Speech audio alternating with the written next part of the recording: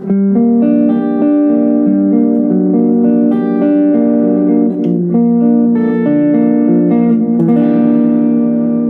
everyone, and welcome back to another episode of Shred and Soul. I'm Shred, a.k.a. Kevin Wood. And I'm Soul, a.k.a. Wind Hughes. And as promised, today we have part 2 of the Andrew Wood interview that Kevin discovered in the estate archives, which we think is an interview or at least a conversation that has never been heard before. Yeah. As far as questions about unexplored and unaccessed information like this, there's plenty of that. It didn't all go to the filmmaker when the Malfunction the Andy Wood story was produced. There was just so much of it, and a lot of it was discovered after Andy had passed away, and after my father had passed away. He had in his possession a lot of things. So I thought that this interview that we're hearing, as far as you knew, hasn't been heard before because it's just a conversation to prepare. Mm-hmm. Yeah, it's very interesting, and to hear Andy talk about the road and his visions for the future, what he was going to do and what he was expecting to do. It's quite sad, actually, that he never got to realize that, but we all know what happened, and what he left us was some awesome music and his legacy that will live forever. Yeah, it's really exciting to see some of these things you're finding in the archives, the estate archives, the boxes that maybe haven't been heard before or shared before. You didn't even know they were there. Right. But to go through and rediscover these things is really exciting for the fans, I think, and for Andy's words and music to come out even more. Yeah, and as time goes by, the wounds heal up, although they never heal up completely. But in retrospect, it's nice to be able to have a fresh perspective on what happened and what was to be and what never was. So, shall we dive in? Okay, part 2. Now, influences. Who influences the band? I mean, overall, there's got to be some different influences, but how do they affect your music and what you come down with? Well, at the moment, Bruce is coming down with a cold. Okay. Sponsor to my jokes. He's my bad one. Oh, God. Next. This is a tough question, too, that's getting more and more asked, because I keep saying, oh, well, we're all influenced by bands that we grew up listening to, but we're influenced by so many different people. I mean, from the scope of King Crimson all the way to Kiss, and it's all, basically in the 70s rock genre. But, okay. Yeah. But we encompass a huge, it's like everything from Lucky Charms to frittata. Okay. Are you familiar with frittata? Not at all. It's kind of like, what is it? Quiche. It's like a big, fat, thick quiche with less crust. And okay, so we have your light Lucky Charms to the frittata. I'll have to remember that. Yeah. Okay, that's a wonderful analogy. What did you say? Oh, fajitas. Fajitas? Tony also threw fajitas in.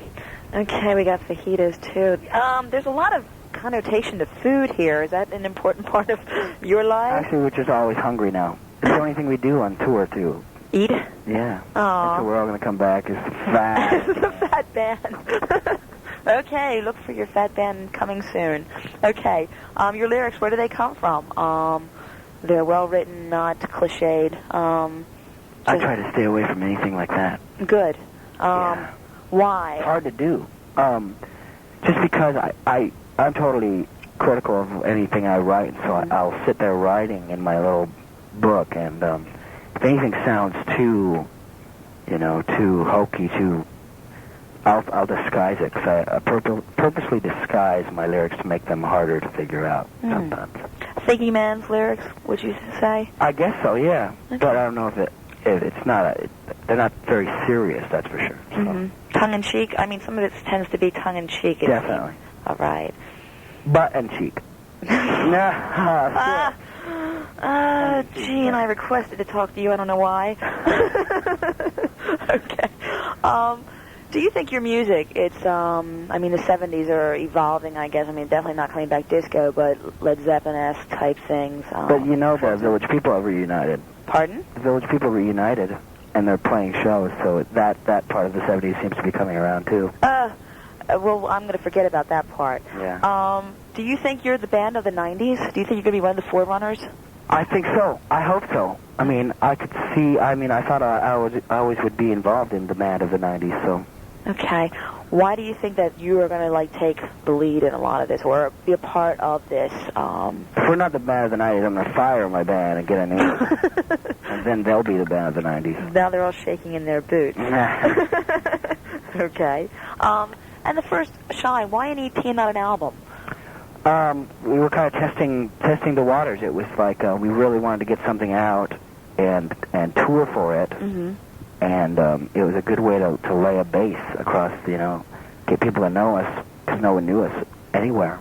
Okay. Except for Seattle. So we went out and recorded some of our earlier songs, like 5, some of the original Mother Love Bone songs, kind of cleaning house and putting them on a record just so we could go out and come back tighter and record the album. Okay. As a stronger band. And when will you had said something about going into the studio in May, is that? Yeah, as soon as we get back, actually we get 3 days of rest because we have a show in Seattle too, and then we fly down to LA and record 2 songs kind of on a trial basis. Right, with a producer. With a guy named David Segerson. David, I think it's David. Segerson, like Bob Seger, like his son, Bob Seger's son. Seger's son, got it. David, like in David, or maybe? Yeah. Okay. He produced the latest Bengals album. Oh, okay, so I can just Bengals, all right. Now, do you think the album might be out by summer or early fall? Hopefully, well, he says that, if everything goes well, if we like what the 2 songs do, could almost deliver it by August, which would probably put it out in, before the end of the year, for sure. Great. That's it all great. depends with Polygram, who knows, we might be dealing with, the next, God, who's on Polygram, the next LA Guns record or something like that. Okay, so it's all dependent upon other forces. Yeah, it's all timing, I guess. Okay. But will some of the songs from the EP be on the album, possibly, or? Yeah, material? we're considering redoing Capricorn Sister, which is the bonus track. Great, okay. And, maybe even Crown of Thorns might be remade. Okay, that's a nice one, too. I like that. That's an epic, isn't it? It's really, I didn't expect the first time I heard it to flow into one another. Yeah. And that was real nice. It was a nice touch. I really Have you liked heard that. them before separate? No, I haven't. Okay. I just, pardon, I'm sorry, but I'd only heard about it till I got the EP. Well, that's quite all right. This is wonderful. I forgive you. Oh, thank you. I appreciate that fact. But it's really great. I was like, come here, listen to this. And I'm getting everybody on the staff in the room saying, listen, sit down and listen to this stuff. You're going to love it. And they love it because I'm the editor. It's like, whether they like it or not. Seniority. Of course. Or they get fired, kind of like your position, Yeah. shaking their boots, that type deal. How's the road going? Are the audiences receptive? How are you doing, the band, doing on the road? What's going on there? This Texas thing, we drove from Missouri to Texas yesterday, and I woke up this morning, my face is totally sickening. I'm blotchy. From I'm canceling the rest of the dates. From what the rest of the day? My face is blotchy, so I think I'm not going on stage. Okay, well, you have that right. Actually, we're holding up pretty well. Okay. I was really concerned about my throat because I've never toured like this before, but... This is the first time on the road. You've only been in Seattle area, doing gigs there? With my old band, we never did anything like this at all. Mm-hmm. And so, but these guys, the 3 guys that were in Green River, they've toured pretty extensively before. Mm-hmm. So they were a little bit more prepared. Okay, now how about your stage show? Is that from the beginning tightening up? I mean, how long had you had to get it together before you went on the road? Well, we we actually, right before we went on the road, we rehearsed the songs that will be for the album with a friend of ours, and kind of just went over them and over and over them, like kind of like pre-production for an album, so we could go out and then play them for whatever 35 days in a row or whatever this tour is, and come back and be ready to record them. So, but we didn't really work on anything live as far as dancing about choreographed splits and backflips. Brittany Fox, ah. Yeah, there we go. Okay. Now the audiences are reacting well. It seems that when we saw them, they're reacting really well to the music. There wasn't many there, but they seemed to like us. Yeah, they did. From what I heard, I mean, I go around and check out with different people what they think, and I got a real positive response. Cool. So it sounds like, real good stuff. If you had I hate to pigeonhole or classify your musical sound, but if you had to say something about it, what would you say? I mean, is it what? I call it love rock myself. Love rock. But I hate pigeonholing too, unless it's like in a dark hotel room. So it's just. You're gonna hang up on me. No, I won't. Love rock. So it's just basic rock and roll. Yeah. Okay, great. Good. I don't, rock is rock, and that's the way it is. Exactly. What's coming up next? Okay, aside from the album, what can we expect next for the band? I mean, aside from great things. Aside from the hugest, greatest things ever. Platinum and double platinum. What can we expect? I think that you can expect us to come out with a groundbreaking album that will just floor you even further than the Shine EP did. And then a major tour of the arena circuit. Okay. Where we get to get out of the van and into a bus. Ooh. This van business is taking its toll. After 30-some days in a van? Yeah. What? Yeah, we're in a 13-passenger, like a van, like a family's. Are you kidding? I mean, that's all of you in one van? Yeah, and 7 of us, because we have 2 crew, road manager, tour manager, sound guy type thing. And Alice, which is one of them, of course, who you know, right? And then we have a U-Haul pulling the equipment. It sounds like hell. So we just follow the big tour bus around that the dogs stay on, and we look for the Hawaiian painting on the side where we said where we're playing. Great! Sounds like this was the tour from hell. Yeah. Well, have you learned a lot from this tour? I mean... It's been a learning experience, that's for sure. Okay. Don't eat chili at Denny's if you're going to drive to Missouri. Is this words of wisdom and advice to all? Yes. And not that I ate the chili. It wasn't me. Oh. Someone else in the van ate chili. Namely Greg and Bruce.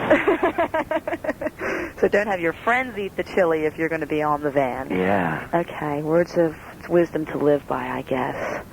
All right. Don't have friends eat chili. Very good. Any closing words to the readers out here in Baltimore?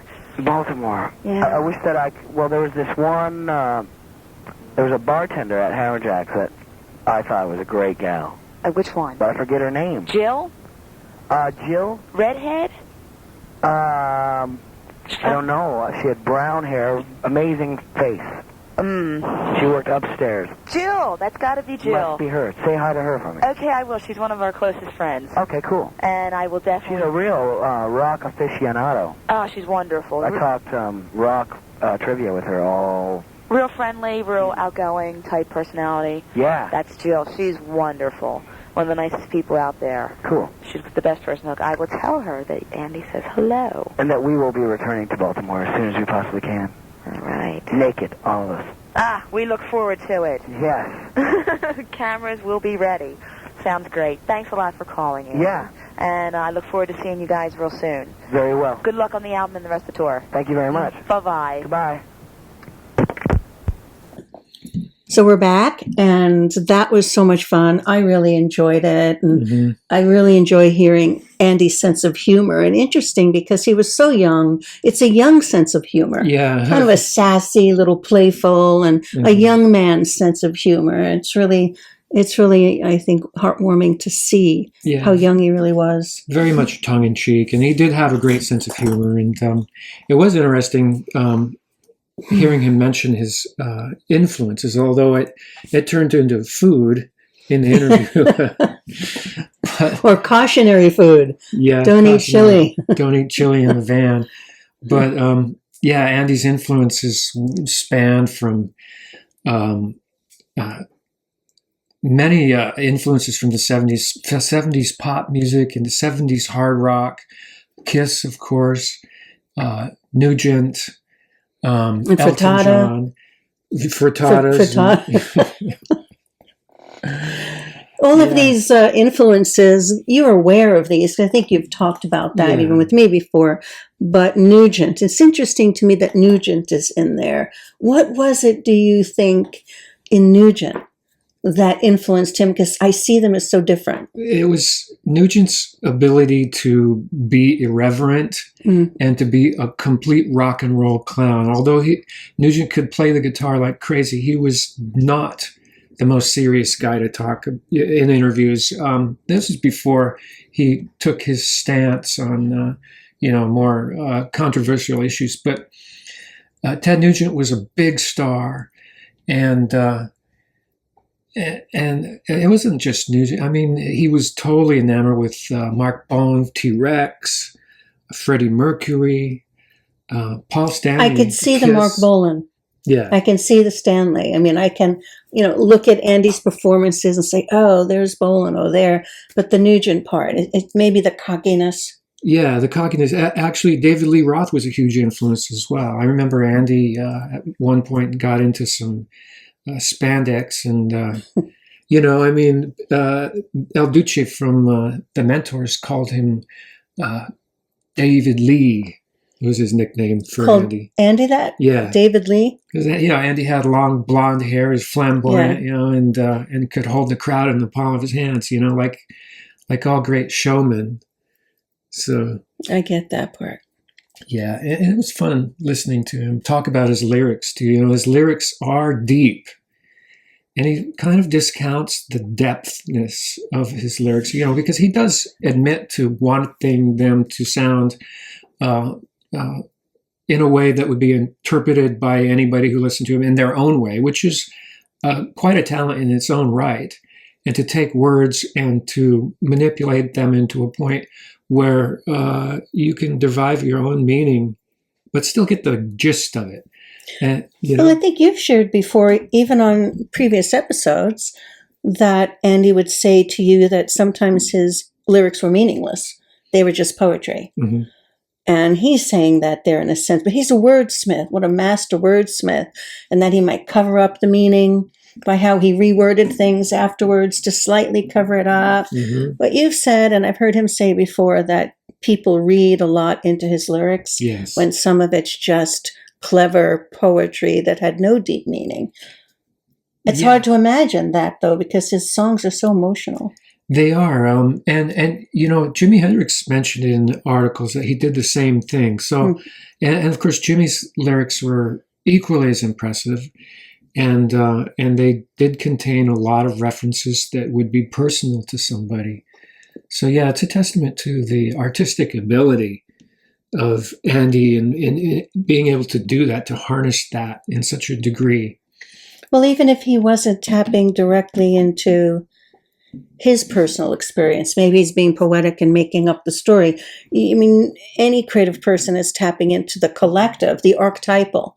So if you're singing about heartbreak, even if you're not in the middle of a heartbreak, everyone knows heartbreak. So you can conjure that into something current or into your painting or your lyrics. So whether he was making up clever poetry for his songs, he was tapping into those emotions on the collective, if it wasn't in that immediate moment personal, don't you think? Yeah, I think that nails it pretty much. And that's where the mastery comes in, to be able to take a feeling or an emotion and translate it into a point where it becomes personal for anybody who hears it in their own way. Yeah. Yeah. So one of the things he said I wanted to ask you about, he was talking about going, after the tour, going to LA to record. And I was trying to think of the timeline, because we went to Sausalito one day and stood outside the recording studio there. The name of it I can't recall, but it was run down and closed up. And I know we were imagining Andy standing there in the parking lot, sort of psychically and retroflectively going back and trying to feel the moment, because it was as if we were standing in a parking lot of ghosts. Yes. A studio and all the amazing people. And there were some pictures we could see in this rundown shabby studio now. And we have a picture of that somewhere. Maybe we can show it, because Yeah. maybe he went there after the tour, after LA. Do you know? Yeah, it was after. I don't know how the test run in LA went with the producer that they were mentioning in the interview, Segerson. I don't know. And if anybody out there has any inkling, mention it in the comment, or if there are any recordings of those particular 2 test songs, that would be super interesting to hear. But all I know is that they did end up recording in Sausalito, a very famous studio from the 70s. And like you said, we went there and we looked at it. It was like being in a place of reverence, and that you knew that this happened here. And this was where my brother was when he was recording the album Apple. Apple is one of the founding albums of the entire Seattle grunge movement. And here is I probably showed this before. It's a paper mache apple that was produced in conjunction with promotional efforts for the Apple album. And was this the exact one used? No, there were several of them made. So you see the guys in the band. Yeah. And then maybe we can take a photo of it and zoom in on it, and then you see Mother Love Bone there. But this is a very special memento. Yes, it's priceless. And there are others out there. And there were quite a few made, not thousands or hundreds, but they're lucky people around the world do have their version, and I'm happy to have mine.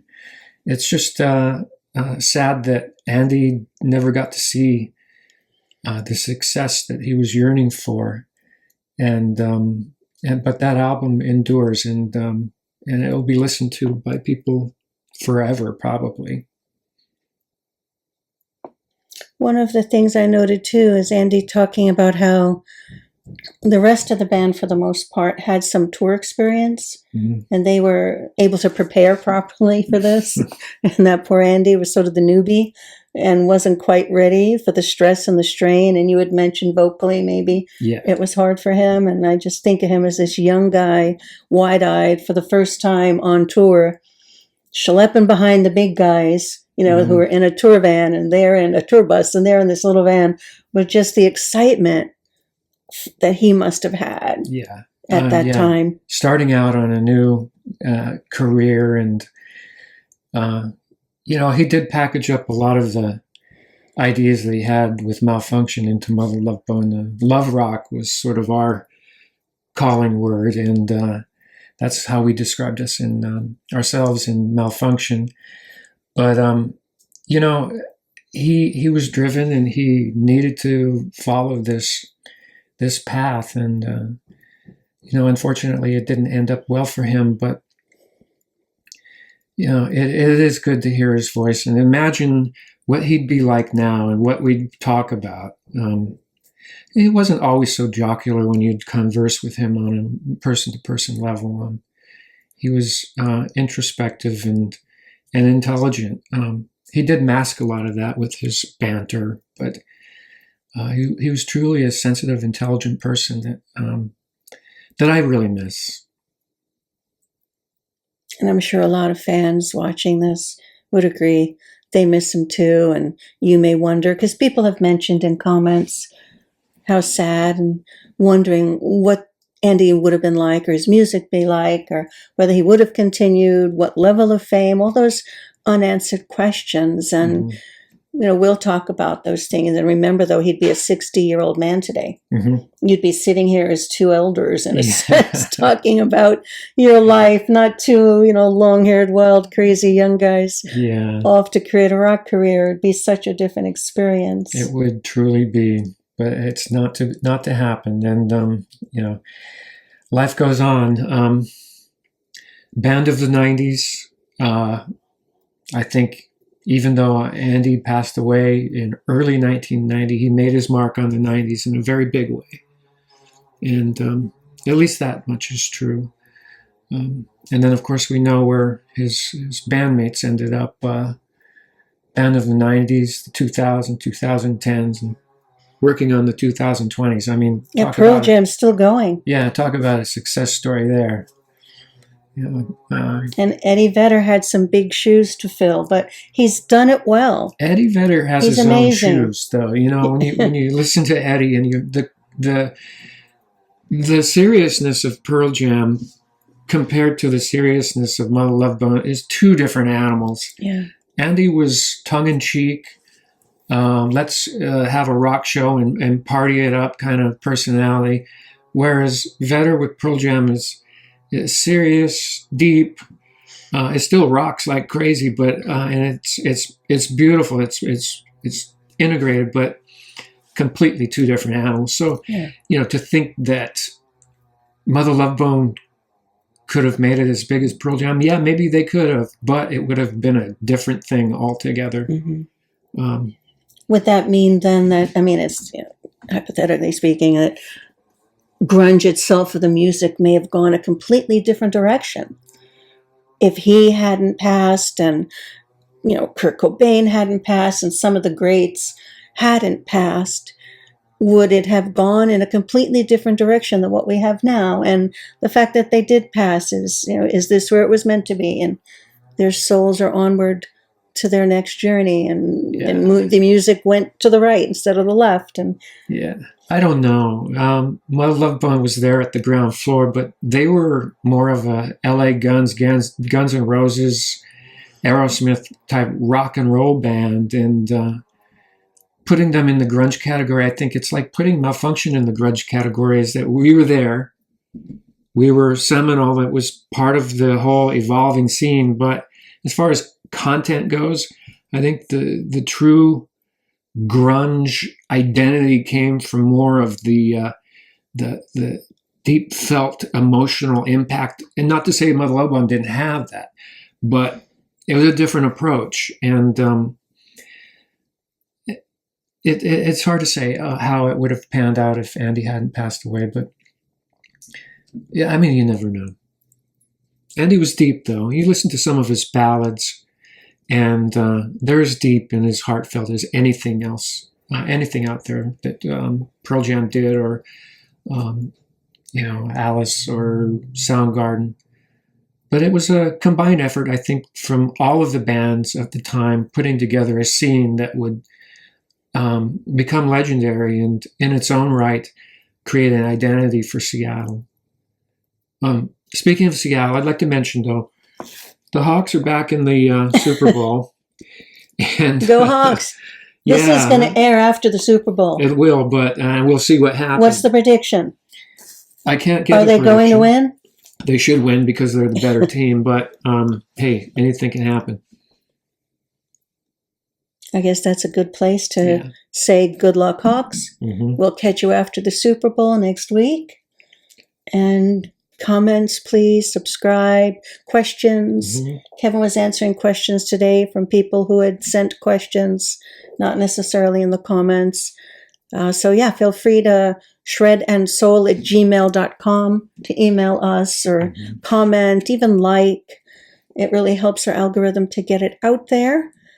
And we really appreciate you being in our community. Yeah, and it's been fun sharing this with everybody. And, you know, I look forward to sharing more. It's all good.